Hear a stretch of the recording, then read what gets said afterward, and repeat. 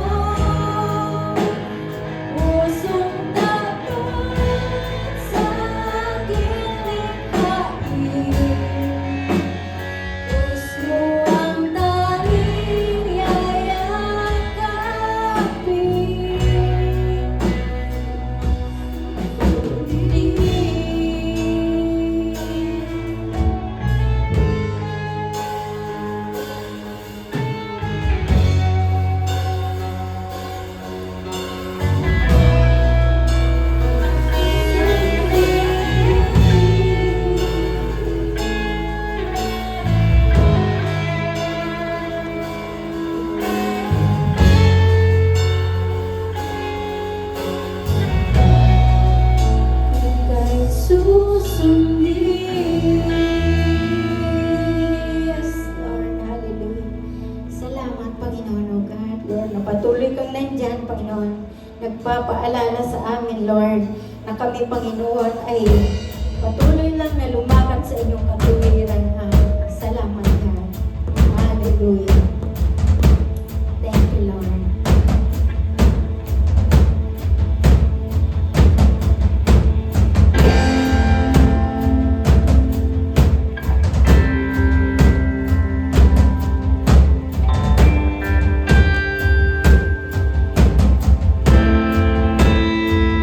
Narito ang presensya mo, nasa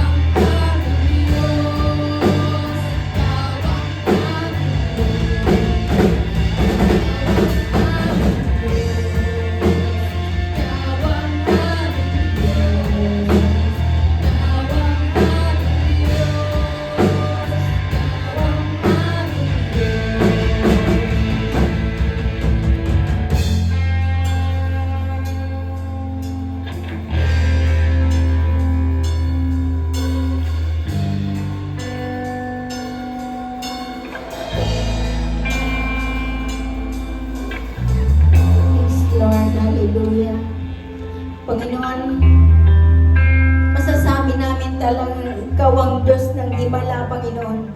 Dahil hindi man namin nakikita, O Diyos, God, nararamdaman namin, Panginoon, ang pagkilos mo, O God.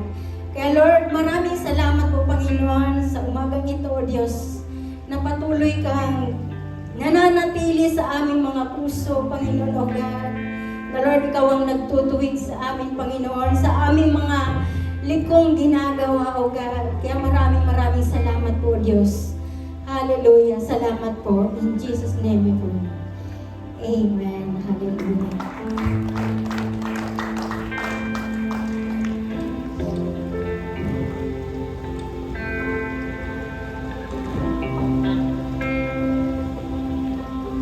Yes, Lord. Let's all pray po.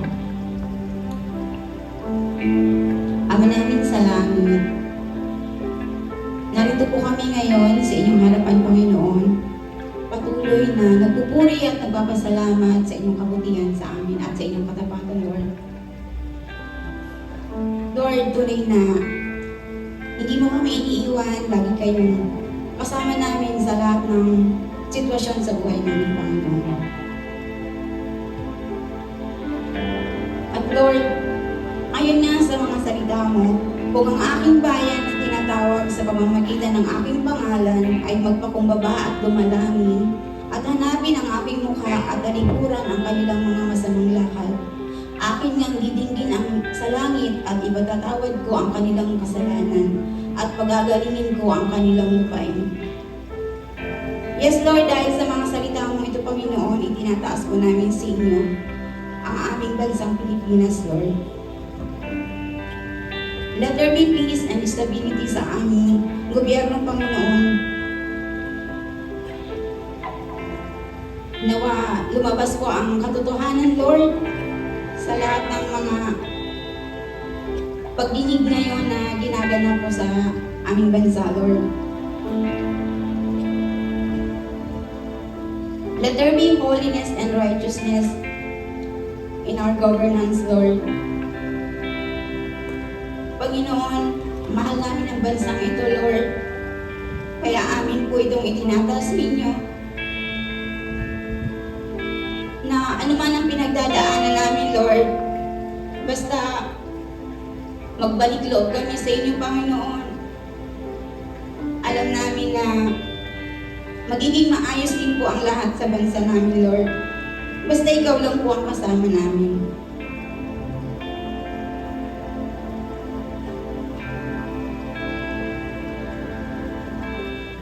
At Lord, nawa ikaw po lagi ang maitaas namin sa bawat tahanan. Laging kasama ka po ng bawat pamilya, Panginoon. Yung CSP families, Lord, nawa ay magpatuloy sa pagpuri sa inyo, na hanapin kayo, Panginoon. Hindi sila magsawa sa paglilingkod sa inyo. Let us have an expectant heart and more hunger po sa inyong presence, Lord. Itinatas din po namin sa inyo, Panginoon, ang lahat ng aming pangangailangan. Supernatural provision, Lord, and protection sa lahat ng pamilya po ng Church So Blessed. Lalong-lalo na po dito sa Taytay, Panginoon. Lord, itinatas din po namin sa inyo ang lahat ng pastor ng Church So Blessed. Mula po sa aming Pastor Hiram at sa lahat po ng kapastoran. Lalo na po si Pastor J, Lord. Patuloy niyo po siyang ingatan at gabayan. Ikaw po ang mag-provide ng kanyang mga needs, Lord. Lalo na po sa health niya, Panginoon. Ikaw po ang kanyang healer, Lord. Lahat ng kanilang mga financial na kailangan, Lord, ikaw po ang natatangin na magpuprovide para sa kanya.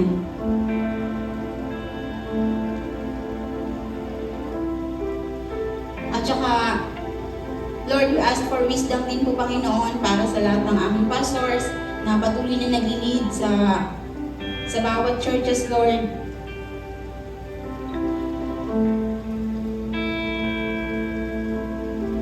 Lord, itinatasin po namin sa inyo ang mga kailangan namin dito sa church. Lord, na naghahanap po kami ng sarili naming place.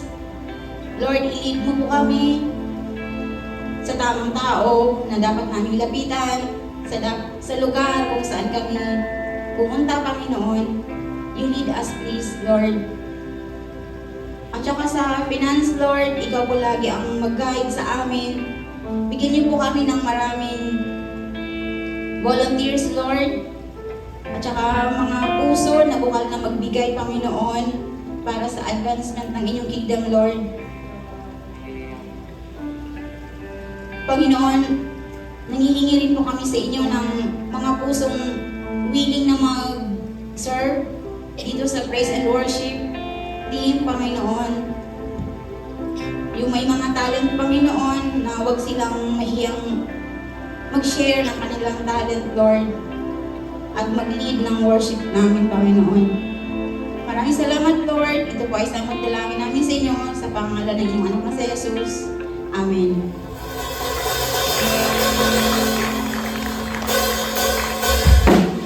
Dito, magkamayan po tayo. Hallelujah.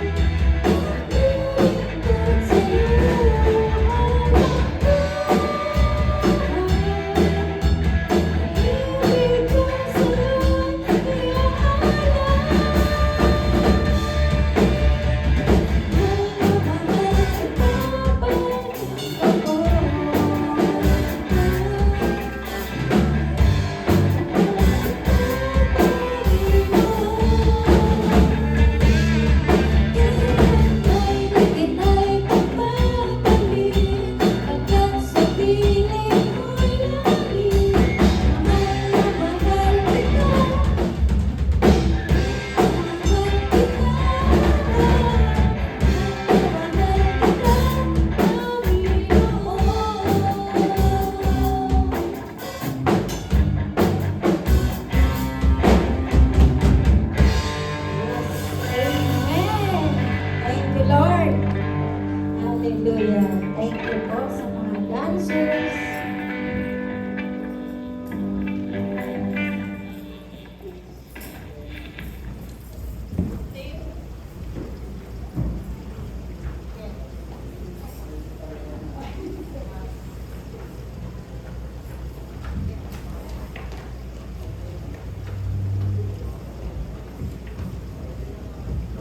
Ayan, good morning po. Ayan, sige sabihin mo sa katabi mo, bless ako kasi nandito ka. Ayan, sa kabilang side naman, yung kabila, iba left and right yon. Ayan, sa kabilang side naman, kung wala sa unahan, ayan, super blessed po tayo sa presensya ng bawat isa. No? Na, talagang nakakatuwa yung pinakanta ng praise team kanina. Tagalog version. Ngayon ko lang po yun narinig. Kaya kanina ang nakakanta ko English, pero nakakalito pala pag dalawa. Kinakanta ko ng English sa sarili ko, tapos Tagalog yung ano. Nakakalito ang gagaling pala ng mga singer. Ayun po. So para po sa ating mga mahalagang anunsyo, Tagalog na Tagalog. Ayan. Every Sunday po ay meron po tayong tinatawag na ano na ngayon. CSB Taytay Intercessors Team, Copy, and Prayer. So, hindi lang po yung mga intercessors ang maaaring umattend dito, kahit sino po. Basta tilid po tayo ng Lord, pwede po tayong pumunta every Sunday, 9 a.m. dito po sa ating church. May kasamang kape ata ito, coffee, and prayer time. So mahalaga po talaga yung prayer. So share ko lang din na meron akong co-teacher, nag-share na yung announcement pa niya. Ayun, ano po, kakapanganak pa lang niya. Tapos, syempre naka-leave. Tapos nakakatuwa na ang daming nag-chat sa'yo para mag-request ng prayer. Sasabihin nila, Ma'am Lena, pa-pray po, ganito, ganyan, ganyan, ganyan. So meron pala siyang kinakaharap na problema despite sa kanyang manganganak na siya, pero meron pa siyang naging problema sa pamilya niya. So yun, so ayaw niyang sabihin, basta humingi lang ng prayer. So pinag-pray, nilid ng Lord. Tapos, ang nakakatuwa, nag-reply siya nung pagkapanganak niya. Tapos nag-chat pa rin siya.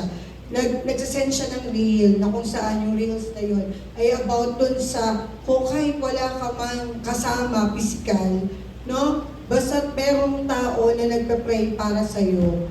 Grabe yung naramdaman niya. Sabi niya naramdaman niya daw yung presence ng Lord. Sabi ko, si Lord yung kumilos doon, hindi ako. Ginamit lang siguro ako ng Lord na channel para maramdaman mo din yun. So, inuunti-unti ko siya kasi mahirap din naman yung derechan. Kaya yun, praise God doon kasi kahit papano, kahit malayo siya, still, kaya-kaya pa rin talaga natin i-reach out yung mga hindi natin kasama. Yun po. Ilang po yun. So, praise God doon. At sana marami pa. Actually, marami silang nagpapapray. Hindi ko nga alam mantalang ang taray-taray. Hindi, sabi nila top love lang daw po talaga ako. Pero sigurado yon na meron silang nakikita. Yung iba naman, ang tawag nga, pastora. Galuhin ko hindi Hindi po si Pastor Jay lang po yun. Pastor lang po yun. Pag meron mga usapan, huwag kayong nandyan si Ma'am Lena. Parang na sila. No? Galing pala yun. So, galing pala yung nagiging dating nung presensya natin. Hindi lang po ako, maging kayo din po. At tayong lahat yun. Ayan. So, importante po ito, no? Write your prayer request kasi na-mention ko na dito before na meron kaming prayer request dati pa ni Michael na talagang natupad no? Ginrant ng Lord. So, maano pa siya, mas doble, mas grabe pa yung binigay sa amin ng Lord. Kaya importante po na sinusulat natin. So meron pong mga available na ginawa si Ate Len na prayer request form. Pwede po tayo manghingi. Ayun na, kay Ate Len, kumakaway siya sa likod. So kahit ano pa yung prayer request natin, isulat natin. Kasi sabi nga nila, mas mainam na ang malabong tinta ng pencil kaysa yung sa isip lang. So kahit malabo pa yung pen nyo or yung pencil nyo, write it para mas malinaw at pakita ng Lord yung mga prayer request natin. Yung mga pinag-pray kanina ni Ate Marites, pwede din, no? Kahit anong doon, pwede natin isama sa prayer request. So, hingi lang tayo dyan kay Ate Len. Ang ganda ng form ni Ate Len, nakakainganyang magsulat. So, kahit ngayon pa lang kung ano yung prayer request nyo sa susunod na panahon o kahit kailan nyo gustong ma-achieve yung goal na yon o yung prayer na yon, babalik tayo dito na magtataka na lang kami na meron na palang answered prayer, no? Na binigay si Lord na hinigitan pa niya. Ayun, so I am encouraging po everyone na kumuha ng form para po doon tayo magsulat ng ating mga prayer requests. Ayun po. At ito pa, ayun, prayer walk, so importante din po, no? Anywhere, kahit saan po tayo nandoon, makiisa po tayo sa prayer walk, pero mas in-encourage din po na kahit konti magkaroon po ng pictorial, no? Para po hindi naman sa documentation, no? Para lang din mapakita, ma-encourage din yung bawat isa na mag-prayer walk. So kahit saan po, basta sana safe lang yung lugar, baka kasi pumikit pa kayo habang nasa kalsada, ayan. So dapat yung safe yung lugar. So yun, marami pong nakikiisa dito sa prayer walk. Even si Ate Glenda, nagpa-prayer walk siya sa Singapore. So kami naman tuwing hindi prayer walk prayer, ano ba yun? Habang papunta ng school, habang nagmamotor, ayun, doon ako nagpe-pray. Habang nakasakay sa motor. Ayan, so yun po, kasama po sana, kaisa po tayong lahat sa pagpe-pray. Kasi prayer is very, very powerful. Ayan. And then, ito po yung intercessory ministry 2026. So nasimulan na po ito parang una sa bahay ni na Ate Grace. Ano po? So na kung saan every Wednesday sa bawat bahay ng ating churchmate. Pero pag first Sunday dito po sa church, tama po ng pastor. Then second Wednesday, third and fourth. So this week po, this Wednesday, February 4. Uy, may birthday ng February 4. Ayan, dun po tayo sa Miranda Compound. So kay ate, ano po ito? Ate Lorena. So dapat pupunta kami nung Wednesday kay na ate, Ate Helen. Kaya parang late na din po ata, nakakahiya na din. Kaya yun. So yun po, every Wednesday po. Kung hindi man po tayo makapunta dun sa mismong lugar, dun po sa ating mga tahanan. So pwede po yun. Ang tawag po ay Family Altar in Every Home. So second, third, and fourth Wednesday of the month. 5 p.m.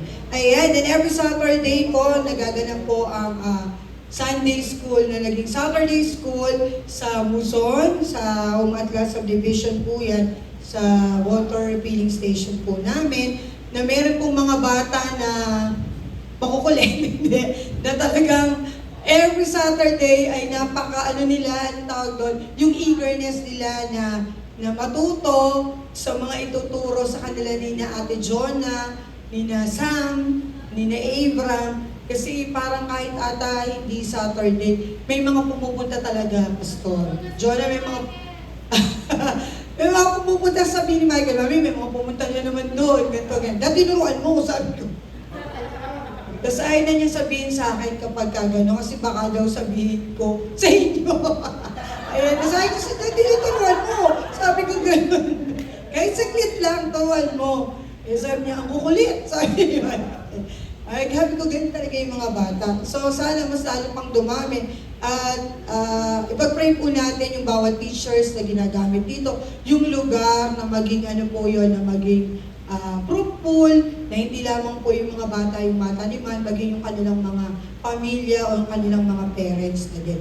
Para mas lalo pang mas lumawak o dumami pa yung nakakakilala sa ating Lord. Ayun po. Kaya salamat sa buhay ng bawat teacher at ng mga tumutulong pa doon. Ayun. Every Saturday, 3:30 p.m. Pag gusto niyo pong mag-visit, pwede po. Magdala din kayo merienda.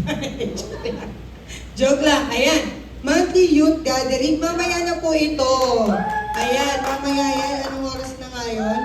Sunday, 1:30 p.m. dito po yan sa ating church. So, monthly na po pala yung youth. Monthly Youth Gathering. So, mamaya, meron na naman gagawin ang ating Lord. So, naniniwala ako na talagang kumikilos ang Lord sa bawat isa. So, yun po. So, supportahan din po natin. Encourage po tayo na mag-motivate din ang mga youth na pupunta dito sa atin. Ayun po. At ayun po, sa February 1. So, kailan ba to? Anong araw ba to? Sunday din. Sunday School. Ito talaga. Sunday School. February 1, 2 p.m. Kanate, Lorena. So, ito yung naudlot na ngayon na matutuloy. Outreach Sunday. Iba po pala to. Yun sa parang feeding na ginawa. Ano po? So, parang katulad dito nung sa Muzon, tama? Ayan, ang tawag naman, Sunday School. Starting Feb 1, 2026, 2 p.m. kila Ate Lorena po. So, supportahan din po natin kung mas maraming kids, meaning mas marami din po yung dapat na mag-minister doon. So, yun po. Kaya ipag-pray din po natin yung lugar nila, yung mga taong gagamitin ng Lord para dito sa outreach program na ito. Yun po. At iyon, Breakthrough Generation, yung Labs Track. So, February, ang labo ng mata ko. 28! Ayan, 2026. Saan? Sa Cuneta Astrodome, Pasay City. Hoy, biro nyo, doon na pala nagaganap yung mga iba't ibang seminar or yung labs track na yan. Kasi dati pinapanooran lang namin to ng PBA. Ngayon, di ba? So, ginagamit talaga ng Lord. Ayan, Breakthrough Generation. Alam ko may mga ticket na kayo kasi parang maraming raffle, pinamigay dito sa church. So, lahat ng mga attend, ngayon pa lang, ipag-pray nyo na, maging yung mga parents gagawin ng Lord sa atin at sa kanila na din. Feb 28, 2026, sa Cuneta Astrodome. Yan. Meron pa po ba? Ayan, 400 pala yung ticket nito. No? Pero alam ko meron na kayong na-avail. Meron na, ayan. So, ayan. Welcome to CSP Taytay. Happy New Year ulit. Happy New Year. Gusto daw mag-share. Meron po kasi ako nakapag-share na. Oo. Ayun, sige, ako na din, nandito na nakaka-umpusem. Although na-share ko na to last Sunday nung training, talagang nakaka-bless din po na talagang sa kada training, meron ka talagang matututunan. No? So, then ang galing din talaga ni Pastora Mavic mag-speak, Pastor. Isa rin siya talaga. Noon ko pa siya napanood sa Timog. At hanggang ngayon, yung talagang yung anointing ni Lord talaga nasa kanya. No? Yung wisdom, talagang may matututunan ka. Sabi ko nga,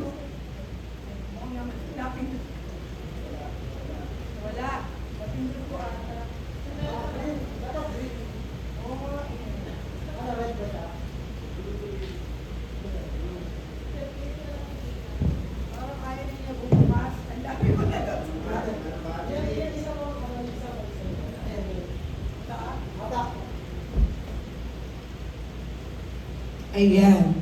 Kala naman no. Hindi mo ako Ayan, sige. Ayan. So nakakatuwa na talaga, ang hirap po pala talagang mag-share ng word ni Lord. So mahirap in a sense na ako kasi sabi ko nga nung nagkaroon ako ng privilege na mag-speak dito sa harapan. Sabi ko iba to. Although hindi naman sa pagyayabang, talagang nag-speak na ako lagi sa school, laging speaker, sa iba't iba pang paaralan na invite. Pero sabi ko, Lord, iba to. Word mo kasi to. Salita mo to iba talaga. So parang baka meron lang ako masabing isang salita na hindi talaga siya o hindi tama, hindi proper. Kaya sabi ko, mahirap talaga. Kaya nung time na yon, si Pastor Jay nag-send din yan sa akin ng mga points kung ano yung dapat, kung ano yung mga flow ng paggawa ng message. Nakatulong yon. Siyempre prayer kasi Holy Spirit, ililid tayo. Plus yung training nga na na-attendan ko last Sunday, na talagang kada verse pala talaga, merong ipapakita sa iyo si Lord na talagang ito yung dito, ito yung point dito. Ito yung sabihin mo sa kanila. So kahit ito yung sinabi ko, dapat pala ganito, dapat pala ganito. Hindi Kung ano talaga yung ililid sa'yo ni Lord, yun dapat siyang masunod. Kaya sabi ko, sa isang verse lang pala, makakagawa ka ng ilang points. No? Na kung saan, habang nag-aano nga kami dyan nila Samka, nung last Sunday, sabi ko, grabe, ang dami. Ang daming ibinabato, ang daming binibigay ni Lord sa akin. Na sabi ko, oo nga, ang galing talaga, ang galing. Although ang hirap, kasi nga, ilang beses ko siyang binabasa yung verse, sabi ko parang eto na yun pero hindi pa pala yun yung word na yun, yung meaning na yun, may iba pa pala.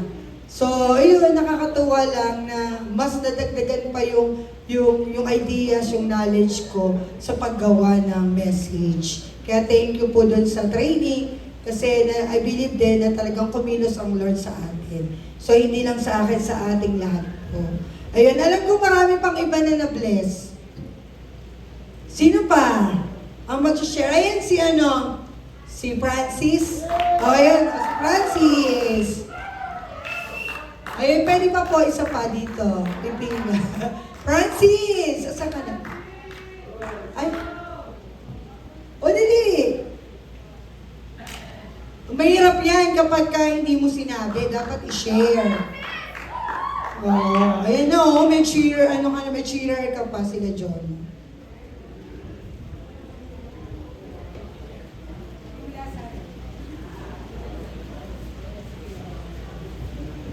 Hello po. Sabi kasi ni Ate, sino daw po yung na-bless? Sabi ko ako. Kaya nandito na po ako. Na nakakagawa.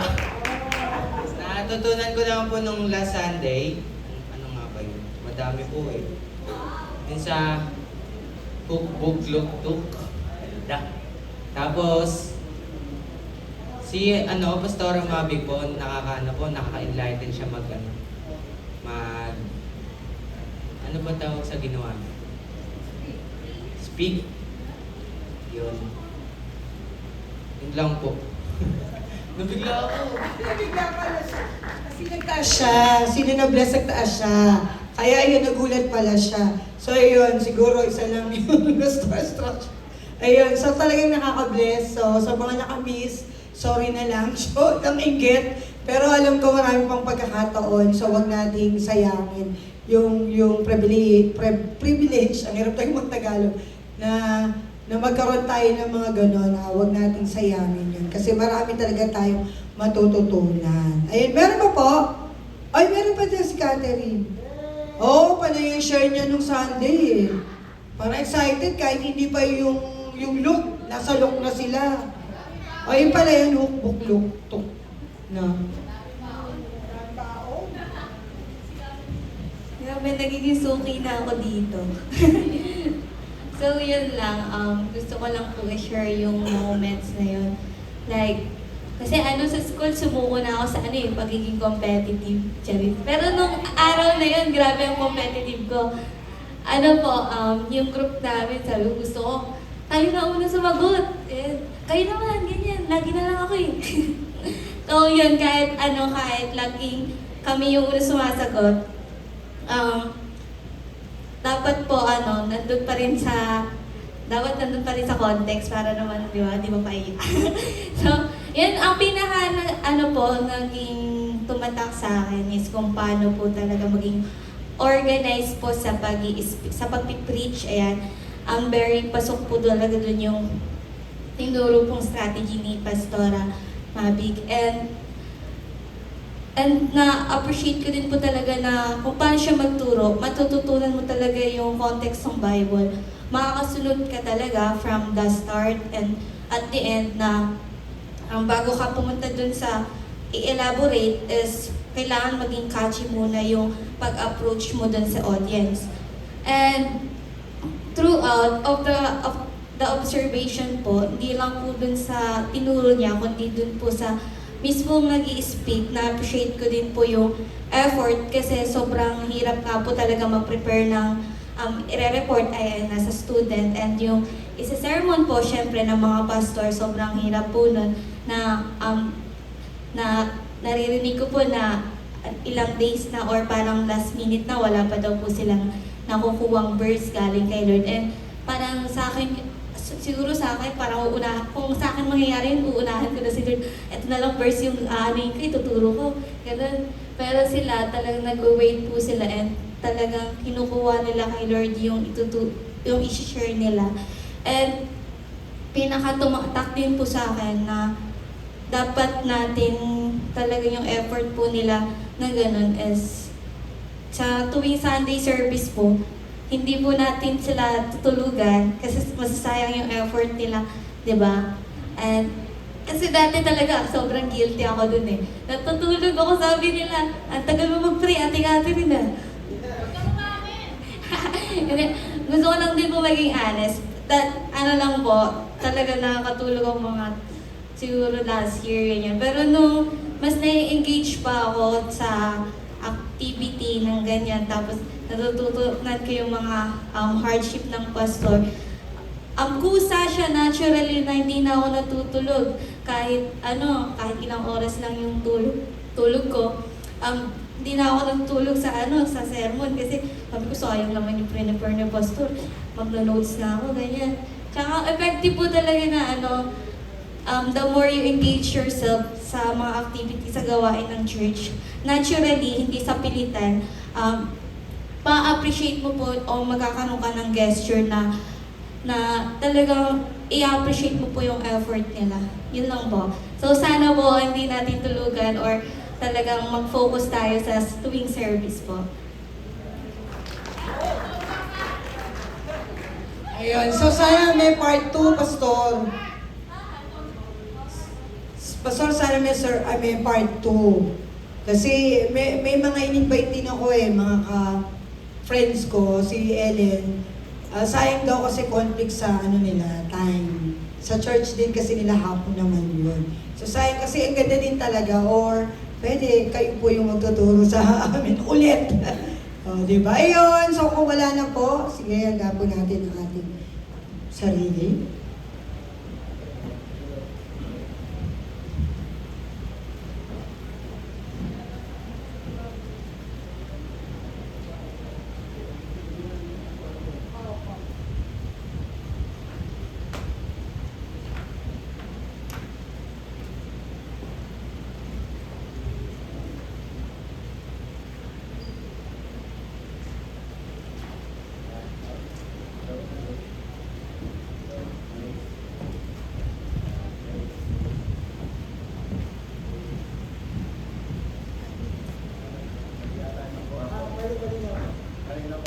Yun na. Thank you. Yan, lakas. Sige, palakpakan natin ang Panginoon. Yan, ang blessed Sunday sa ating lahat. Pakibati mo nga yung katabi mo, sabi mo, blessed Sunday sa iyo. Yan, pinagpala ka. Yan. Tapos i-lay hands mo yung yung katabi mong Silya. Sabi mo, in Jesus' name. No, may dadalhin si Lord na kaluluwa dito next Sunday. Yan. So I'm glad, una, nagpapasalamat ako kay Lord sa kaganapan ng Sunday. Imagine niyo buong araw natin kasama si Pastor Mabig, yung ating area pastor. Tapos nagturo pa siya. Gifting talaga po na teaching. Teaching. At talagang nakaka-bless po yung tinuro niya. Isang semester yun Kinuha niyo lang ng ilang oras, di ba? Imagine niyo, isang semester yun sa preaching. At maraming mga estilo po ng paghihimay ng salita ng Diyos. Expository preaching ang tawag kasi doon. Meron narrative, yan. So mamaya, yung mga nag-HBLT, meron akong ibibigay na assignment sa inyo para itong week na ito, para lang ma-practice nyo. Kasi baka mamaya nakakalimutan natin yung pinag-aralan pag hindi ginagamit. So gamitin nyo na yan pagka kayo ay ma-in charge sa devotion. Gamitin nyo yan pagka nandito kayo, pag kayo po ay matataya ni pastor at masasabihan, oh, yung preach ka naman. So anyway, sige, let's pray. Let's pray. Yes, Lord, Heavenly Father, we bless your name. We thank you for this time na meron kami kalayaan na magtipon-tipon. We have the freedom to gather, Lord, regularly, weekly, to sit at your feet and listen and study your word, to be enriched, not just enriched, to be transformed by your word. Thank you po sa kalayaan na yan. Lord, may mga dako po sa ibang bansa na ang hirap po magkaroon ng Bible. Mahirap mag-aral ng iyong salita kasi they are persecuted.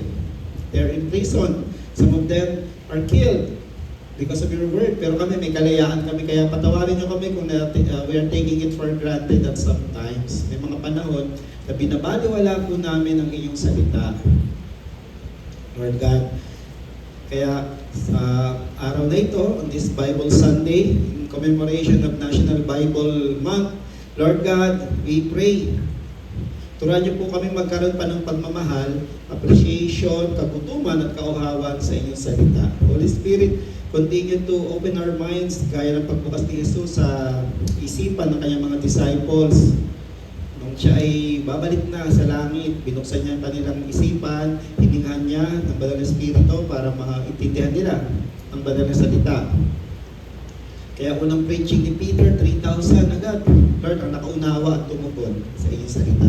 Bayaan niyo po na kami, Lord, hindi lang namin kauhawan at kagutuman ng inyong salita, kundi pakaingatan namin ito, pahalagahan namin ito. Lord, bayaan namin magbunga sa aming buhay. Yan ang aming panalangin sa pangalan ni Jesus. Amen. Amen. Amen. Sa kwento ni Catherine, sabi ko kay Jonas sa tabi niyan, wow, kaya pala hindi pa ako kinuha ni Lord nung nagkasakit ako. Kasi sobrang palang dehydrated ako, no? Kasi itong week na ito, I had a follow-up check-up. Salamat pa rin sa prayer no Wednesday. Sabi ng doktor, ano pa nararamdaman mo? Kasi wala, sumasakit na ba yung tiyan ko pa rin? Hindi naman, Nag-learn na po yung aking, bowel movement. Okay. Pero ba't ganun, Dok? Para akong lumulutang. Hindi ako, nakatapak pa ako sa lupa, no-floating. Alam niyo, parang galing sa trangkaso. Sabi niya, ganun. O sige, ito, nagsitahan niya ako, sige, mag-hydrate ka muna. Hydrate, sabi niya. Nag-hydrate ka muna ng 1 linggo, tapos binigyan niya ako ng probiotics. Kasi nga, na-drain yung electrolytes mo, kailangan ma-normalize. Ganun pala effect nun. No. Sa isang banda, natatawa ako. Nung narinig yung sinabi ni Catherine last year, nakakatulog sila. Ganun kayo nakakatulog dito. Naalala ko kasi yung joke di ba? Na may namatay na isang pastor saka isang jeepney driver. Namatay, tinanong, mapupunta yung pastor, mapupunta ka, dito ka. Sa ilalim, hindi siya napunta sa taas, sa ilalim siya napunta. Tatanong bakit? Kasi nung nagpipreach siya, dami natutulog. Ang dami natutulog. Ba't yung jeepney driver? Kasi pag nagdadrive siya, dami nagdadasal. At gising, no? So sana po, sabi ko, Lord, pagka magpipreach naman po ako, wala akong matulog kasi ayoko pong mapunta sa baba. No, kidding aside, talaga pong ang salita ng Diyos talaga, pinapahalagahan po yan. Kaya nga di ba lagi kong sinasabi, huwag natin gawing siya, part lang ng routine natin, kundi bahagi ng buhay natin. Di ba? Lifestyle natin yan. And napag-aralan natin, pagpasok ng bagong taon, gawin natin, gawin natin, panghawakan natin, yung mga gagawin natin ngayong taon, hawak-hawak po yung pangako ng Panginoon. And on the occasion po ng Bible Sunday, dahil Bible Month ngayon, Bible Month, alam ko marami po tayong mga takdang gawain. We have many responsibilities. Yung iba po spill over last year. Iba naman bago. Kasi meron sa atin, may bago trabaho. Kanina may sinasabi ako, lumipat ka na ng trabaho, nambubuyo pa si pastor. So alam mo lang binubuksan sa atin na gawain ng Diyos ngayong taon na ito. Ako po maraming tatapusin. Gawin po natin siya sa pamamagitan po ng gabayan ng salita ng Diyos. So this year, make it a point to do God's works. Pwedeng ministry-related o non-ministry-related, pero sinasabi ko po sa inyo, wala pong gawain na hindi ministry. Even your work is also ministry. Your family is your ministry. Your studies is your ministry. Okay? Your love life, ministry yan. Diba? Yung relasyon niyong mag-asawa, ministry yan. Diba? Kaya nga may tinatawag tayo ng ministry. Ministry kay Mrs. O mystery. Ministry kay Mister. Gawin po natin lahat ng gawain na inilagay ng Diyos sa atin kasi yan ang sinabi niya sa Genesis, di ba? Fill the earth, tapos pagyamanin mo, Genesis chapter 3, di ba? Genesis chapter 2, nung kinreate niya yung garden, sabi niya kay Adam, di ba? O yan, work on it, di ba? Work on it. So gawin po natin siya, huwag sa sariling lakas at sariling talino, kundi gawin po natin siya sa pamamagitan ng salita ng Diyos. Kasi yung salita ng Diyos last year, it brings hope. Ngayon naman, it brings life. It brings life. Kaya nga last week, natutunan natin through Pastor Mavic na sa salita ng Diyos pala may kapangyarihan.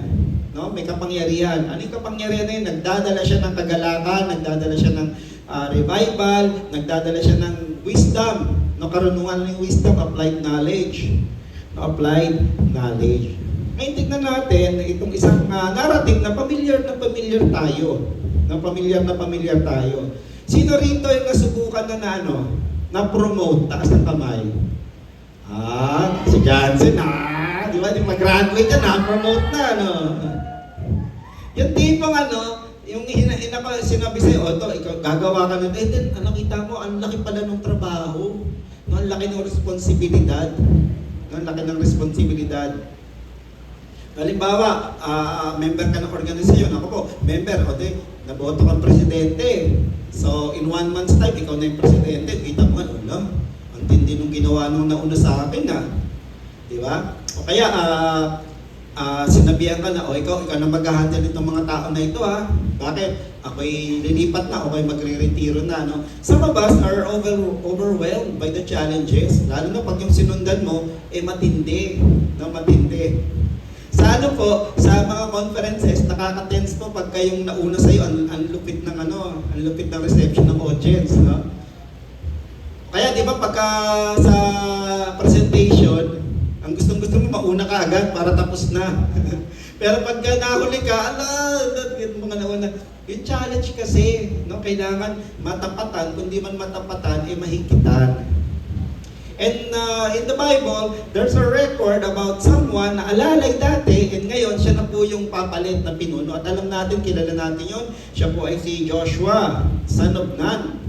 No? Hindi po siya anak ng madre, Nun po yung pangalan ng kanyang erpat. So Joshua chapter 1 tayo. And sa mga nag-HPLT po, ina-assignment ko sana sa inyo itong week na ito, basahin niyo po at gawan niyo ng HPLT ito. Joshua chapter 1 verse 1 to 10. Yan gawan niyo Joshua chapter 1 verse 1 to 10. Sa mga nagsimba sa QC noon, pinapangako kami ni Pastor Hiram, tatapusin namin yung Joshua ngayong buwan. So Joshua chapter 1 verse 1 to 10. Try nyo lang, Try nyo lang po siyang pagnilayan itong week na ito. Try nyo po siyang, tingnan nyo kung paano mangungusap sa inyo ang Diyos na ito. Kasi it has something to do with doing God's Word with God's Word. No? Siyempre, given na yun, nandoon yung presence ni Lord. It's given that God's presence is always a must. Kailangan siya. Pero God's presence is normally, nadadaman natin lalo, napapaalala sa atin when we read and meditate on God's Word. So Joshua chapter 1 verse 6 to 9 lang tayo. Joshua chapter 1 verse 6 to 9 tayo. At sabi rito, be strong. So namatay na si Moses, namatay at hindi alam kung saan siya nilibing. Si Lord daw ang naglibing sa kanya. At ang papalit sa kanya ay kanyang lieutenant na si Joshua. Imagine hindi si Aaron, si Joshua, hindi yung kapatid. Hindi yung kapatid na second na sa kanya naalala, kundi si Joshua na kanyang aide. So, ang laki, Ang laki. Imagine niyo, tinuktok niya yung bato, may tubig na dumaloy, hinati niya yung Red Sea, di ba?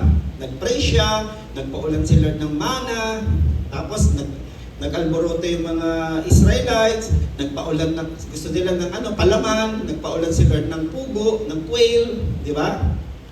And then, nung nagkasala sila kay Lord, nagpaulan si Lord ng ng mga ulupong, serpent. No? And then, pinagaling sila yung titingin sa bronze serpent. Ang daming matitinding himala na ginawa si Moses nung sila ay nasa, ilang, at maging bago pa man. Even in Egypt, di ba, yung 10 plagues. So, kung ikaw, yung papalit, sino ba naman ako? No? Sino ba ako? Alalay lang ako.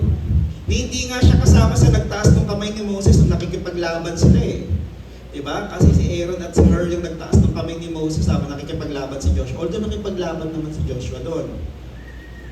So ito yung maganda. Pag may malaking responsibilidad at galing kay Lord, napakaganda na si Lord mismo ang magpapalakas ng loob natin. So here, God encouraged Joshua. He encouraged him, pinalakas niya yung kalooban. Kaya mo yan. Sabi niya, be strong and courageous. Because you will lead these people to inherit the land I swore to their forefathers to give them.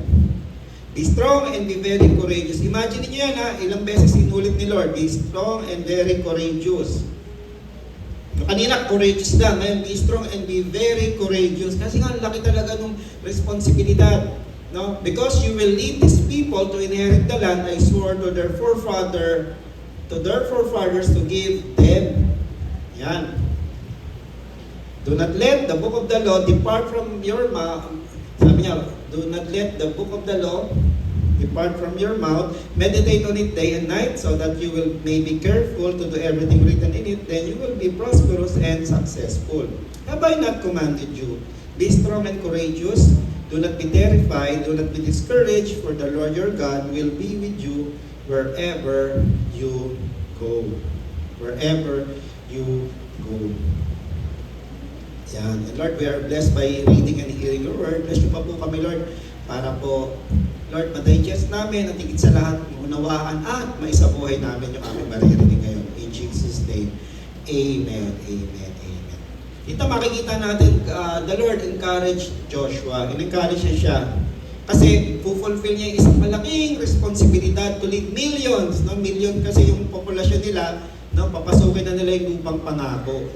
No, isang malaking responsibilidad 'yon. At meron siyang tatlong mission galing kay Lord.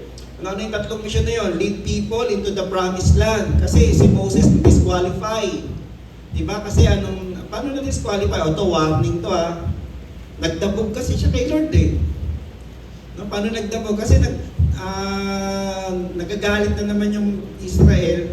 Walang tubig. Uhaw na uhaw siguro.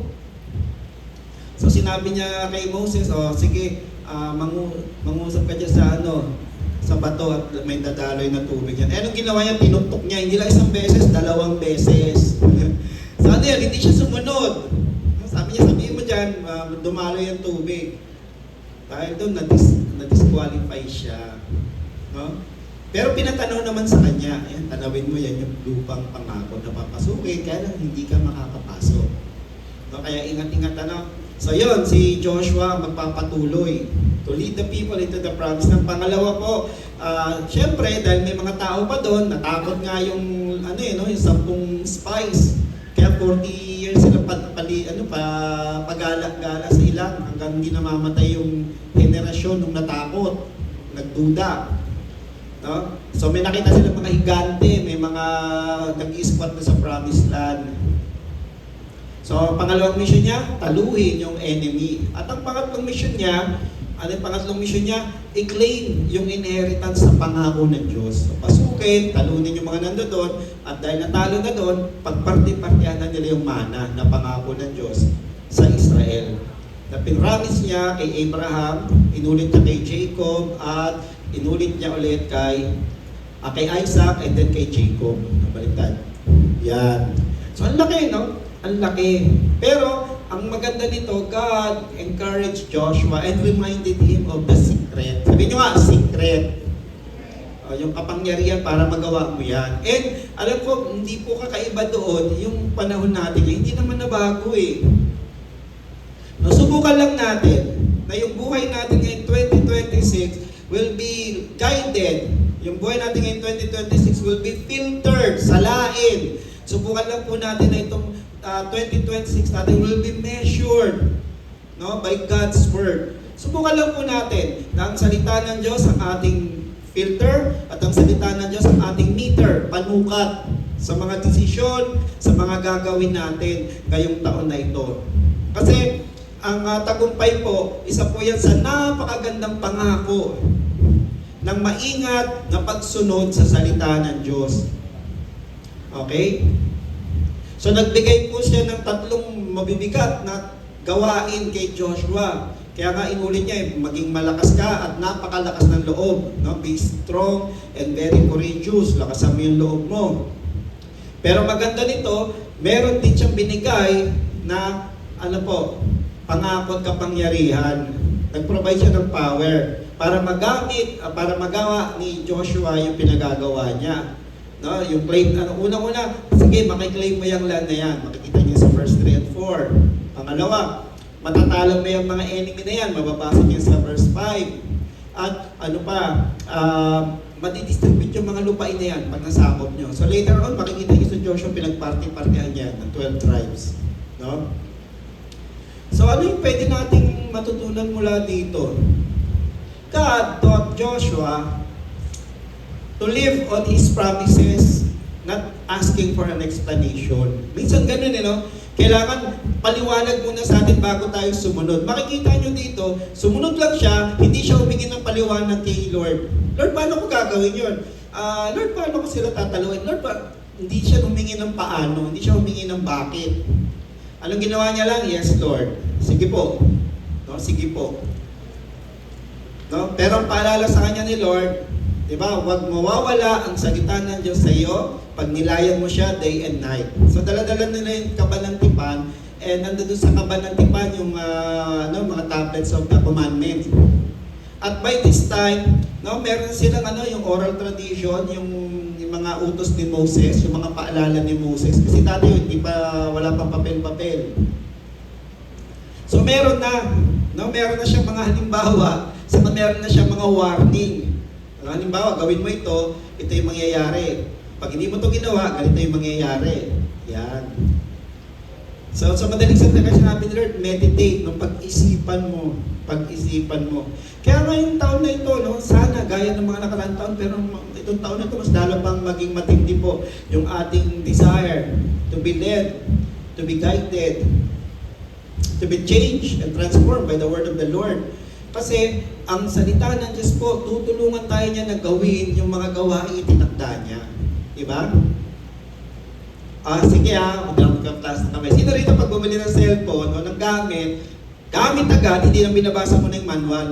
Diba? Ako guilty doon. Pag bili ko ng ganito, pag babalikan ko na yung manual, ba't parang iba yata yung nangyari? Mali pala. Diba, miski yung rice cooker, dali lang gaganon mo, pipindutin mo lang, pero may user manual siya eh. Tapos nandun yung warning, di ba? Tapos nandun din yung mga troubleshoot, di ba? Ba't wag di umilaw, ganon. Di ba? Bagong cellphone. Nung may nagbigay kay ate ng bagong cellphone, hinahanap ko yung manual. Ba't wala ng manual? Tawa ng tawa yung mga kapatid ko, Kuya, dina-download na nga yung manual. Pinaparamdam nyo talaga, tanda ako na, tawanan yung mga pamangkin ko. So basahin muna yung manual na basahin paano ginagamit. Bago ginagamit. So tayo, ang Diyos hindi tayo pinabayaan eh. Nag-iwan siya po ng manual. Manual. Tungkol sa atin, pati kung paano tayo mamumuhay. Nagbigay siya ng mga warning at halimbawa through the written records ng mga tao in the Bible. So, if we want to do God's work, again, God's work, hindi lang ministry related, syempre, akala natin pag God's work, ministry sa church. Hindi, tanggalin po natin yun. Medyo lawakan pa natin yung pangunawa natin. Pag uwi nyo mamaya, may gawain ng Diyos sa bahay nyo. Okay? Pagpasok nyo bukas sa trabaho, hanap buhay, negosyo, sa eskwela, may gawain ng Diyos sa inyo doon. Okay? Malinaw yun So, ibig sabihin, saan man tayo magpunta, gawain ng Diyos para sa atin yan. Diba? Kasi sinabi niya, fill the earth, work the garden. Trabahuhin natin. So, kailangan natin ang salita ng Diyos. So, do God's work with God's word. Bakit? Kasi God's word helps us do God's work. Paano tayo tinutulungan ito? Yan. Una po, pinapaalala niya, pinapaalala niya na manatili tayo kung saan ang direksyon na gusto niyang pumunta. At pag nagtitiwala tayo sa pangako ng Diyos at salita ng Diyos, we step out in faith. Tingnan niyo si Joshua, hindi na siya nagkantay ng paliwanag. Sige, basta pasukin mo na yan. Yan Jericho na yan, kaya mo yan. Pero ganito yung gagawin mo. Diba? Basahin niyo yung narrative sa Jericho. Hindi nila yung sinitch, kundi umikot lang sila ng 7 beses. Araw-araw, for 7 days. At nung panguling araw ay sumigaw sila, bumagsak yung wall. Di ba naman? So walang imposible, basta humingi tayo ng instruction kay Lord. Basta humingi tayo ng instruction kay Lord. Yan. And pag nagbigay ng instruction kay Lord, si Lord, manatili tayo dun sa instruction na yun. Minsan kasi, naiinip tayo. Actually, ang sermon ko sana ngayon is about the dangers of being impatient with the Lord. Pero sabi nga kanina ni Ate Lena, minsan lang pabago. Ang hirap pagka pinabago ni Lord, And praise God naman sa Lord, buti nila, nakinig ako sa inyo, baguhin ko. Kasi tugma sa kanta. Hindi ko tinitignan ng line-up Ayoko kasi ibasa yung sermon sa line-up, pero natutuwa ko pagka, salamat Lord, nagkaisa kami. Yan. So mabalik tayo, stay on course. Ito yung pinagagawa ng Diyos. Kasi ang ang salita ng Diyos, tutulungan po niyan tayo na maging on the right track. Hindi tayo lumilis. Kasi isa maraming detour maraming detour. Yan. Naalala ko, nung pupunta kami sa isang speaking engagement sa Pampanga, Labstrack yun, naka-van kami. So, ang nag-guide sa amin yung babae, yung boses ng babae. Pagdating sa lumiko sa kaliwa, mga ganon. Nagulat ako pagpasok namin doon sa ang liit na kalye, nagtitinginan yung mga tao, parang gulat na gulat. Ano, sino to? Ano to? Naalala ko tuloy na panood kong isang pelikula na mga aswang itong mga tao. Kaya kami tinigang, uy, pagkain. Imahinasyon ni Pastor, no? Talagang yung tingin nila yung gulat na gulat. Yung pala, pagdating sa tulog, dead end. Dead end. Pero sinasabi niya, ilang metro na lang ang layo na pupuntahan namin. So nagtanong kami, in short, hindi po ikot po kayo doon. So, di namin sinunod yung babae, no? Sa way sa nagbigyan ng direksyon. Sinunod po namin yung mga tao nandoon at narating namin yung aming lugar. Pagdating doon sa lugar na yun, kasi namin pastor, may pinuntahan po kami na dead end pala, ganun. Kaya pala yung mga itsura ng mga tao, gulat na gulat kasi saan pupunta itong mga to? Bukid na yung dulo. Sabi ng pastor, pastor, tinuro sa amin, yun po yun, no? Tinignan namin, may bukid sa kabilang ibayo pala. Oo nga, no? So imagine niya na even GPS nagkakamali ng turo. No? So imagine niya yan, minsan may pupuntahan tayo, may maririnig tayo, may mag-aaya sa atin, may mangyayari sa atin na magbibigay sa atin ng dahilan para lumihis. Ito na gagawin ko. Nainip na ako eh. No, yung bang alam na natin na hindi dapat yun ang gawin kasi may tamang panahon, may tamang pamamaraan, pero tayo ay nasunod. Normally, ang nangyayari doon, nabubulilyaso eh. Ako, ang dami ko ng experience ng ganon. Nung lumihis ako, nabulilyaso. No? So para po bawas o iwas bulilyaso ngayong taon, no, go back to God's Word. Do God's work with His Word. Bakit? It reminds us to stay on course. Dito yung galing sa 70, sabi ni Lord, di ba? Maging malakas ka at lakasan mo yung loob mo. Pero maging maingat ka, be very careful to obey all the law my servant Moses gave you. Di ba? Sabi niya, do not turn from it to the right or to the left. Sabi ganon, that you may be successful wherever you go. Kasi, ba't sinabi ni Lord yan? Kasi ganyan yung ginawa ng mga kababayan ni Joshua eh. Diba? Nainip lang sila dahil ang tagal bumaba ni Moses, nung kinuha niya yung commandments, hindi na yata babalik yan. Gawan mo nga kami ng Diyos. Si Aaron naman, nagpabuyo. Sige, bigay niyo sa akin yung mga hikaw niyo sa kasiksik. Yung tinunaw niya, ginawa niya pong golden calf. At yun ang sinamba nila. Diba? Nainip eh. Nainip. Anong ni Lord? Mag-antay kayo, bababa siya, si Moses. Nainip. So lumihis sila. Diba? Ano pa ba yung mga taong lumihis? Kasi dapat ito rin pupuntahan nila. O si David, diba? Ba't nahuhulog sa kasalanan si David, King David? Kasi nung panahon na dapat nakikipagdigmaan siya, anong ginawa niya? Nagpaiwan siya at nagpahinga. Diba? So ano yung tamang daan dapat, di ba? Kung babasahin niyo po yun, sa Samuel, sabi doon, the time when kings go to war. Kasi namumuno sila dapat eh. Medyo lumi si David, medyo napagod na siguro. No?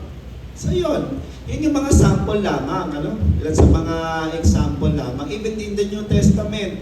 Then, so ang direksyon dapat ng mga tao, magtiwala kay Jesus. Pero nung may sinabi si Jesus, na hindi nila matanggap, iniwan nila.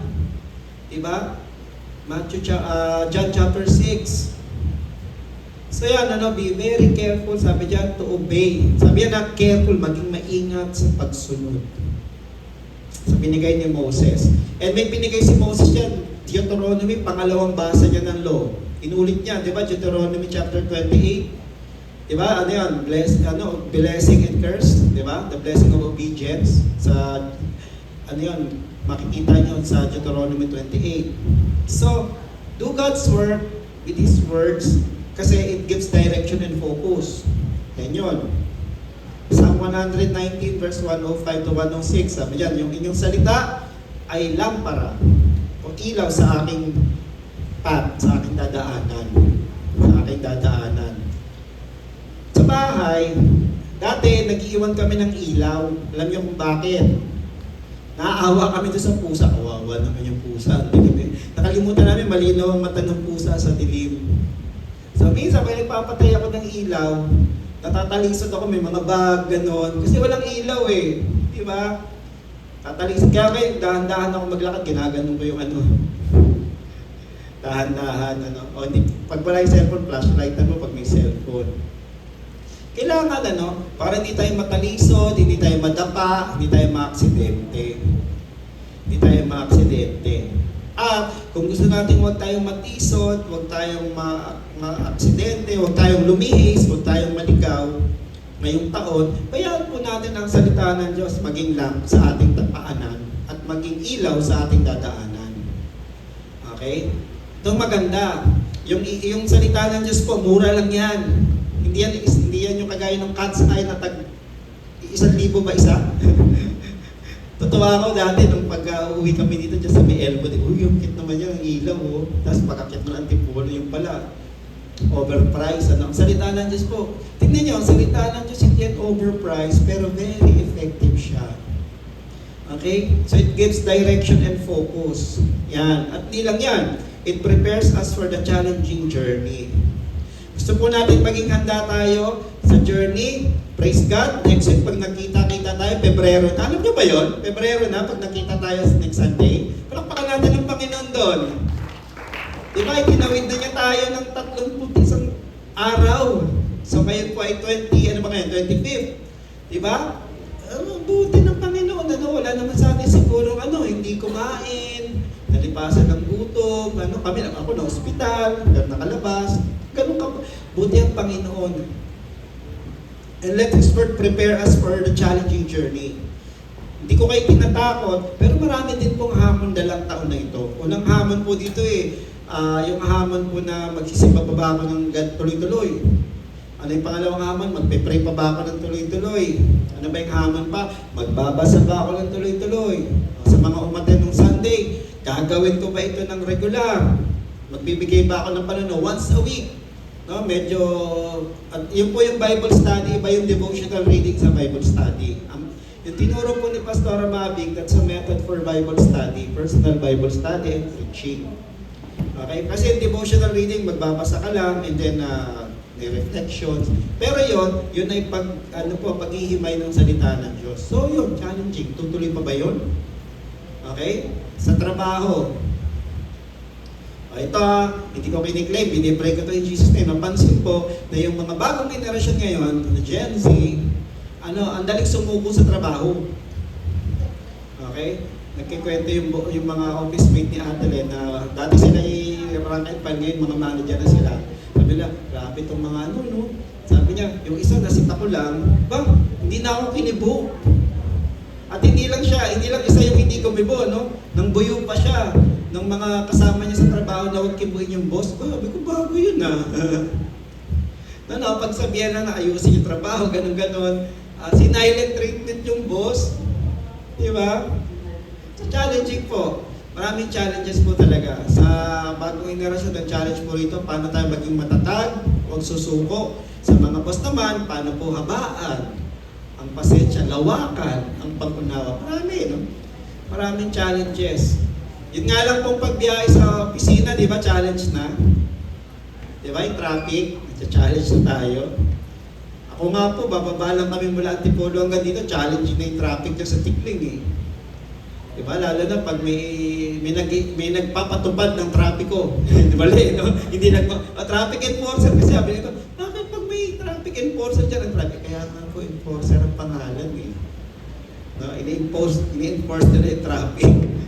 No, kidding aside, maraming challenge po. Maraming challenge. And with the word of the Lord, we are reminded, kaya mo yan. With the word of the Lord, we are reminded, habaan mo pa pasensya mo. With the word of the Lord, we are reminded, akong bahala sa iyo. No? Kasi ang salita ng Diyos po, very effective. Kaya nga, naisulat ni Pablo yan, pinaalala niya sa kanyang mini-mentor na si Timothy, sabi niya, all scripture is God-breathed. So hiningahan ng Diyos yan. Iba-iba man yung author, pero iisa po yung kanyang espiritu. And useful for teaching, rebuking, correcting, and training in righteousness. So gusto po natin maging matuwid tayo. Marami pong self-help book. Pero the best book pa din ay ang Bible. Okay? Marami pong mga best-selling books ngayon, pero Bible pa rin ang number 1 best-selling book of all times. Bible pa din. Okay? Kasi very effective po siya. Paano? To equip us to do good works. Yan. To do good works. Para po gawin natin yung mabubuting gawa na itinakda ng Diyos para sa atin. So ayan na, do God's work with His words. Bakit? It reminds us to stay on course. Ito yung course. Tayo po ngayon sa CSB Taytay ng ating tema, faithfulness to fruitfulness. Ito yung direction ni Lord sa atin. Direction ba ni Lord yan na tayo makahanap ng isang place na affordable, accessible, safe, di ba? Saan gagamitin niya tayo? Kung yan po yung sinasabi ni Lord, let's stay on the path. Let's stay on the path. At kayo, hindi ko alam kung ano yung ano ni Lord sa atin sa taon na ito. Ano yung gusto ng Diyos na puntahan mo, di ba? Di ba sabi ko, tignan niyo po ito, itanong niyo kay Lord dito. Sana po, nasagot niyo na yung tinanong ko nung unang-unang araw natin. No? Saan po kayo gustong dalhin ng Diyos? Ano yung gusto ng Diyos na gawin niyo? To do. Ano yung gusto ng Diyos na magkaroon kayo? To have. Ano yung gusto ng Diyos na maging kayo? To be. No, ngayong taon na ito. Ngayon, kung nakuha niyo na po yun, use God's Word to stay on course. Gusto pala ng Diyos ngayon, maging number 1 akong student. Gusto pala ng Diyos ngayon, maging on time, pag-attend ng service, pagpasok ng opisina. So, gamitin natin ang salita ng Diyos to stay on course. No? To stay on course. Gusto pala ng Diyos, gawin ako ngayon, magawing yung aking mga sharing. Gusto pala ng Diyos ganito. At gusto na Diyos, magkaroon pala ako ng pagmamahal pa sa Kanyang salita. Okay? So, let God's Word remind us, manatili tayo kung ano yung gusto ng Diyos na gawin sa atin ngayong taon. Amen? Palakpakan natin ng Panginoon. Pangalawa po, yan.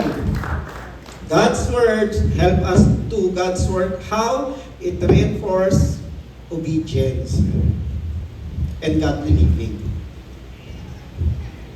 Kasi minsan, yung circumstances affects our obedience, di ba? Pag may nangyayari na hindi ka aya-aya, pag may nangyayari na naapektuhan yung pagsunod natin. Yan.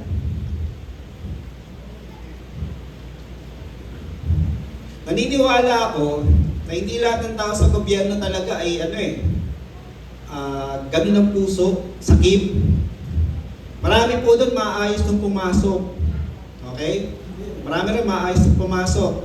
Kaya lang, imbis na sila makahatak sa kabutihan, nahatak sila sa kasamaan. Kasi, nasabi pagka hindi ka, wala kang pakisama, sabi, pag-iinitan, May kilala ko na ganun gagawan sana ng kwento. No? Kasi ayaw niya yung pirma na lang ng mga procurement. No? Private to private. So pinag-initan siya ngayon ng kanyang boss at kinakakutsa kakasuhan. Imagine niyo, dahil hindi ka sumunod sa balak nila na pangloloko, ikaw ba yung kakasuhan? Mga kapatid, let God's Word reinforce our obedience and godly living. Pinaalala yan ni Lord, na ang blessing po, byproduct yan ng ating debosyon o pagsunod sa Diyos. Byproduct, bunga. So, hindi yan bunga, hindi yan reward. Byproduct, it follows. It follows. Kaya nga pinaalala niya dito meditate on it day and night. Tingnan nga, so that you may be careful to do everything written in it. Minsan, ang compromise po nagsisimula sa kabataan pa lang Dito inoobserbahan namin ng mga kabataan namin No? Kaya pag may kinorek kami dito, kasi pinaobserbahan kami na pag hindi ito na-correct, baka madala ito sa kanilang trabaho. No? Di ba naikwento ko sa inyo nun na pagbago yung isang empleyado doon sa aming kumpanya, hindi ko na babanggitin, dami ko naman kumpanya na pasukan, maagang pumasok yan. Tapos hindi yan 501 boy. Alam mo yung 501 boy? Nag-aantay ng 5 o'clock. Ang katwiran ng boss namin noon, pag yan, 5 o'clock umalis na, 4:30 pa lang, wala na raw ginagawa yan. Kaya ako nagpapahuli ako mga 5:15. Di ba? Ganun nila. No, kidding aside, ganun. Na-observehan namin yan No?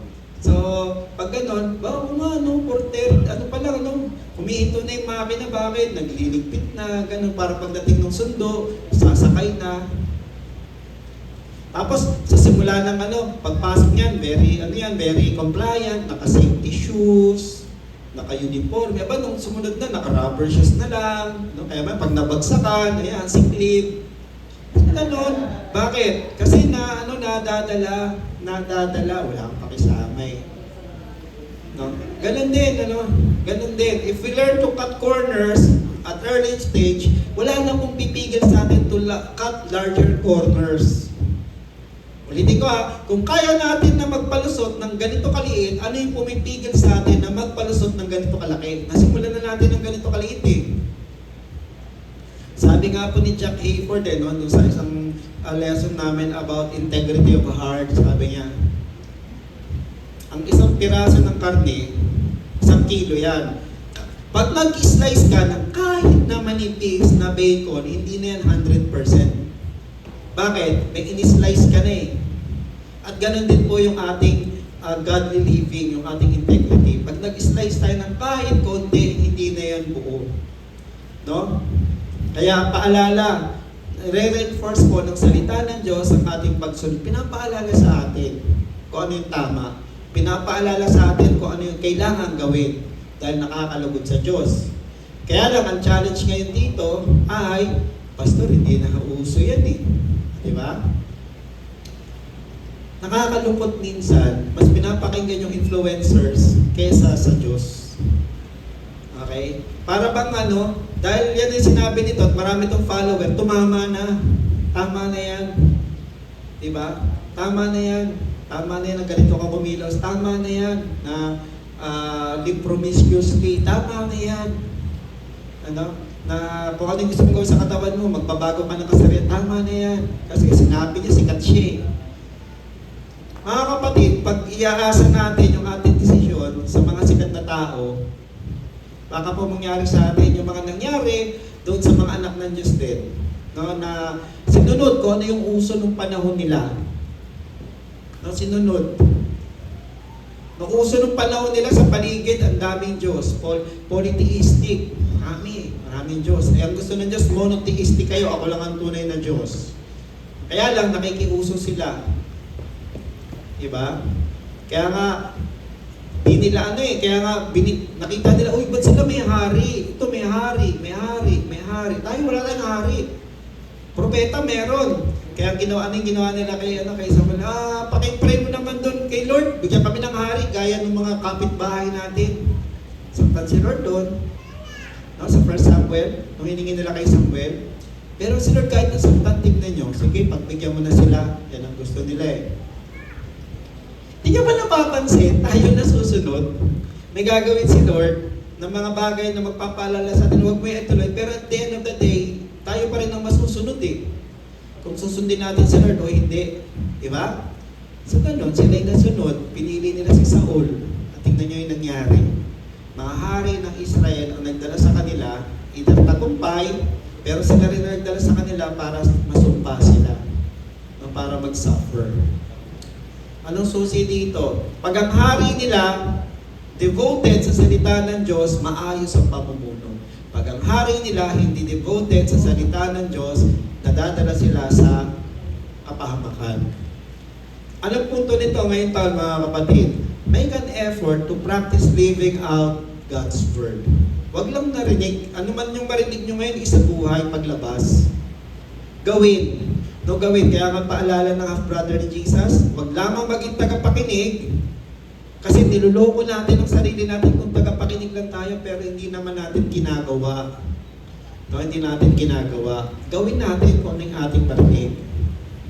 At gawin po natin, make doing what God's Word says a lifestyle. Hindi lang routine.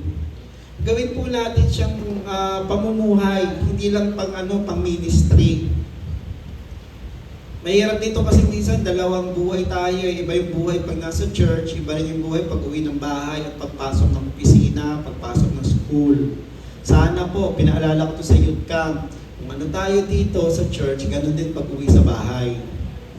Kung dito, inayos tayo ni Lord, maayos pa rin tayo sa bahay kahit na yung environment hindi maayos. Hindi tayo naapektuhan. Para tayong isda. Diba? Sino rito nakaulam na ng isda sa kamay? Diba yung isda, pagka niluto yan, nilalagyan ng asin, nilalagyan ng toyo. No? Pero buong buhay niya, nakatira yan sa maalat na lugar, no? Yung isdang dagat. Diba? Isdang alat. Pero bakit hindi siya maalat? Kung tutusin nga, dapat daing na yun no? Sa alat, nakababad Pero bakit hindi niya na-observe yung alat, lahat ng alat ng dagat? Kasi nilikha siya ng Diyos na in such a way na may insulation. Tayo po, paano natin iniingatan ng sarili natin sa impluwensya ng mundo? Napapatindi na ng papatindi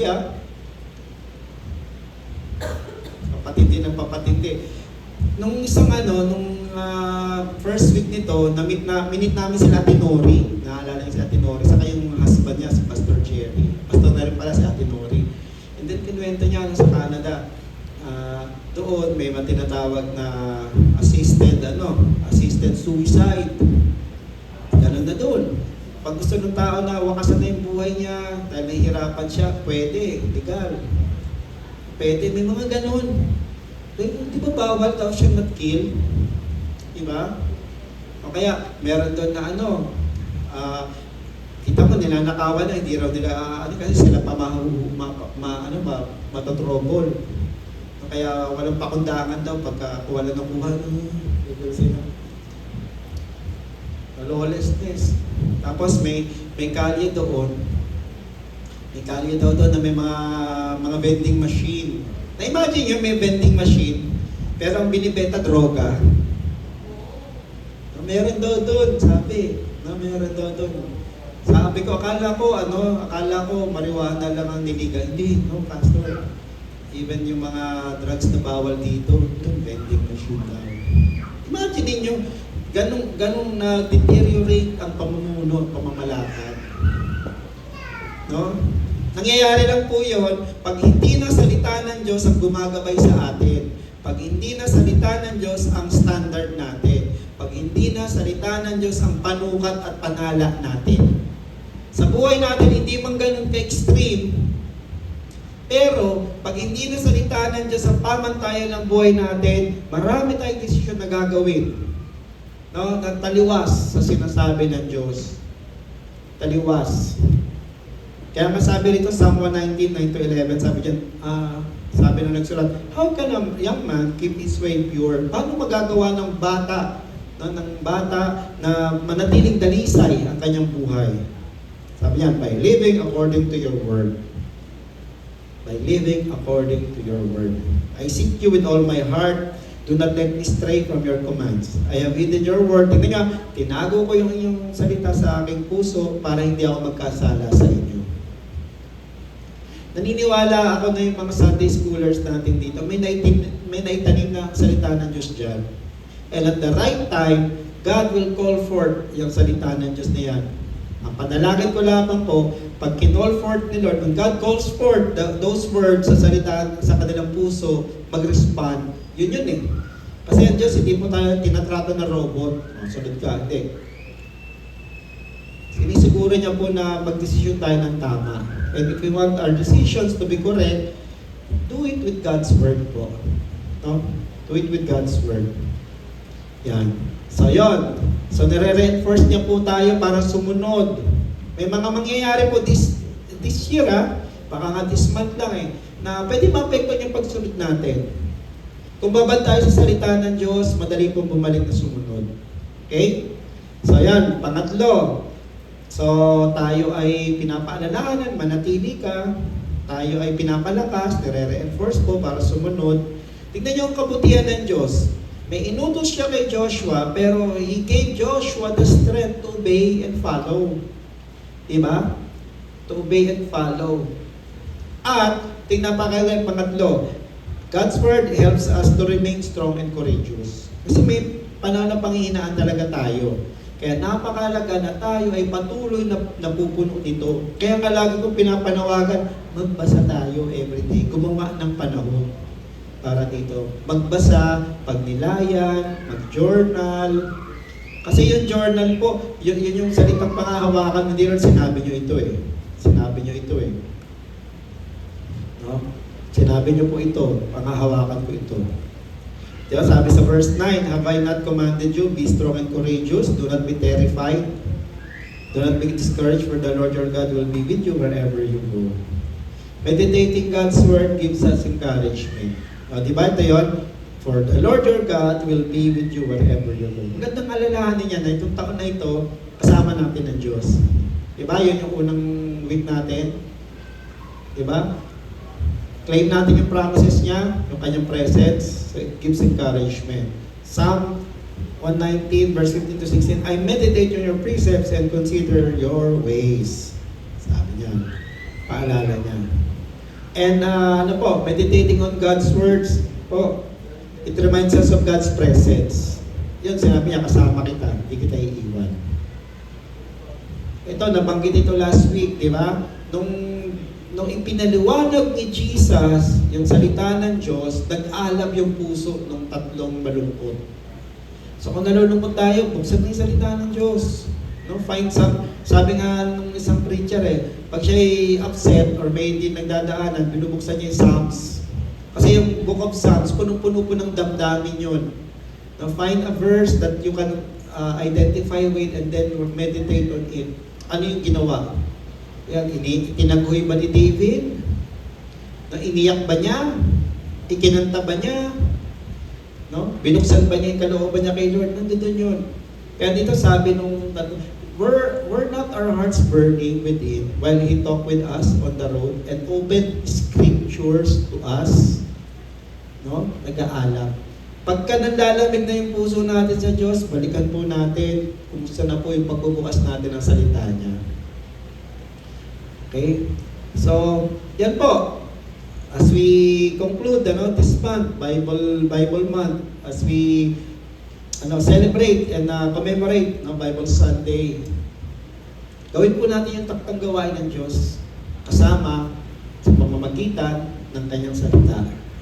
So, ano yung dapat natin gawin? Meditate, believe, and of course, apply God's Word.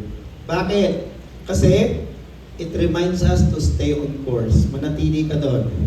It reinforces us to obedience and godly living.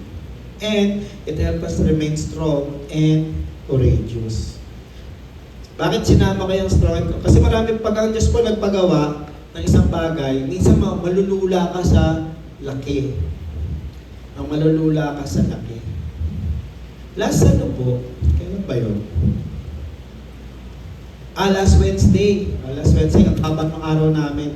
Nung nagsimula nung umaga, may binisita po kami na for rent.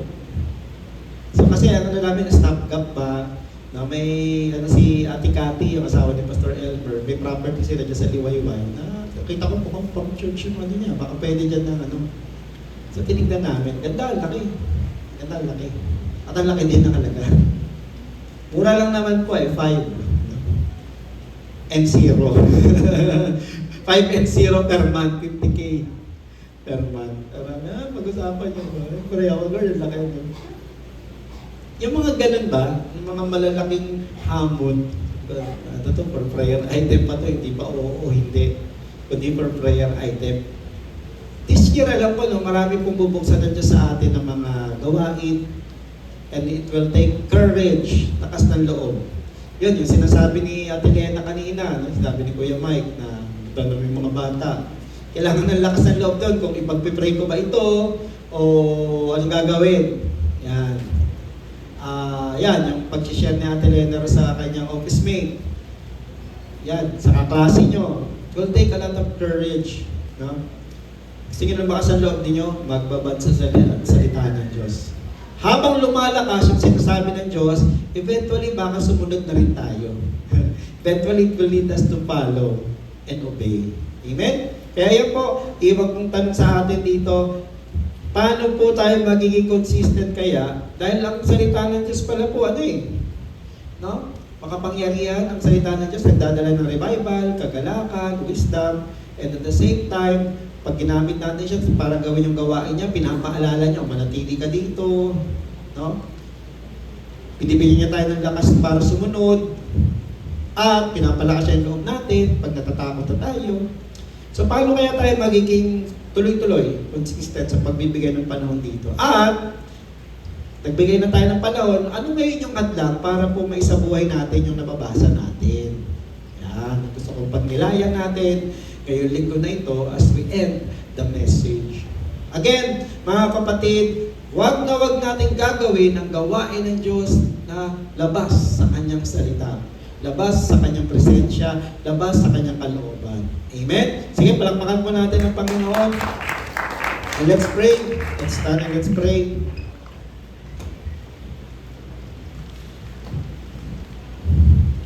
Yes, Lord, we thank you for reminding us. Again, another reminder. Nabasa na po namin yung passage na yan Joshua chapter 1. Lord God, na-share mo na rin po yan, pero iba lang po yung context. Pero ngayon, bagong context naman. Let the message sink in na. Hindi lang po mag-sink in, let the message bear fruit. Magbunga na po. Ngayon, narinig po namin na kailangan namin maging strong and very courageous. Let the message bear fruit na kailangan po namin maging maingat, Lord God, at panatiliin ang inyong salita sa aming mga labi. Lord God, meditate on it day and night. Kung kaya po namin mamroblema, kaya po namin mag-meditate. Palitan lamang po namin yung aming winuwori ng salita ninyo, meditation na po yun at reflection. We thank you for that. And we thank you, Father, for reminding us na maging maingat kami sa pagsunod sa aming mga pinagninilayan. Minsan doon po kami nagkukulang yung pagsunod. And right now, far be it, Lord God, na kapusin kami ngayon. Nakapusin kami ngayong taon ng pagsunod. Lord, na kami manatili lamang sa pakikinig at pagninilay. Far be it, Lord, that we remain in the attitude of hearing and reading and meditating, Lord. We move to the next level, Lord, that is obeying. And Lord God, living out yung mga nababasa namin sa inyong salita at yung mga naririnig namin na inyong salita. Right now, Father, we ask, Lord God, na magbunga yung salita niyo sa buhay namin as we live it out. Maranasan po ng bawat pamilya ngayon dito ang pagbunga ng iyong salita sa buhay nila. Lord God, magmula magulang hanggang sa mga anak, magmula sa naghahanap buhay hanggang sa mga nag-aaral. Makita po nila yung kaibahan, Lord, the difference of doing your works with your words, Lord God, and your presence. Makita po namin tangibly, Lord, we claim, Lord, sabi na we will see and taste your goodness in the land of the living. Dito pa lang po, sa daigdig ng mga buhay, makita po namin yung kaibahan na yun. As we live out your words at maging lifestyle yan sa buhay namin. Salamat po, Lord. I pray, Lord, make every moment with your word an encounter with your presence, Lord God. Katagpoy niyo yung bawat isa, Lord God. Ipang prayer namin sa pangalan ni Jesus. Amen. Amen. Amen. Amen. Amen. Sige po, ang pangalan ng Panginoon. So again, do God's work with His words. Amen. God bless po. God bless.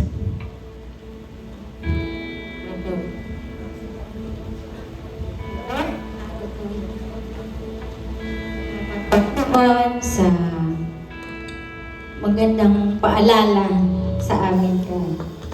At ito, Panginoon, patuloy naming nanamdamin, Lord, ang mensahe mo ito. Hallelujah.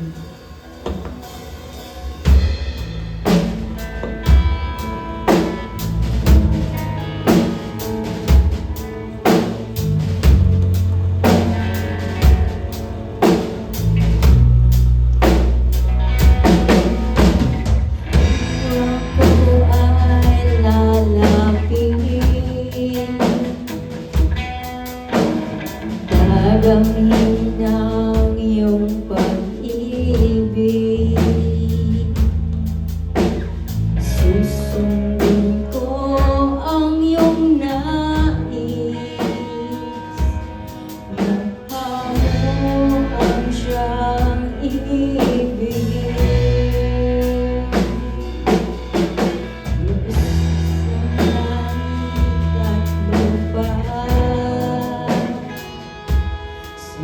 sa yakap mo'y umaasa. Pag-ibig mong di nagmamahalin, tunay kang kamangha-mangha. Jesus, pag-ibig ng buhay ko, sasama sa'yo, saan ka man tutungo. Ang buhay ko'y dahil ikaw lamang, habang buhay paglilingkuran. Sa bawat araw na hahanapin ko, pagmamahal mo, tanging sandigan ko. Pusong tapat sa aking likhain, krus mo ang tanging yayakapin, susundin.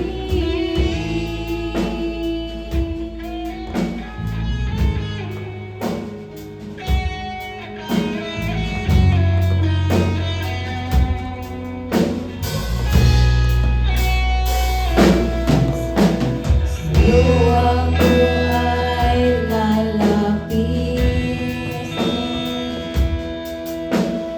nalambot ng iyong pag-ibig. Susundin ko ang iyong nais, mukha mo ang siyang ibig.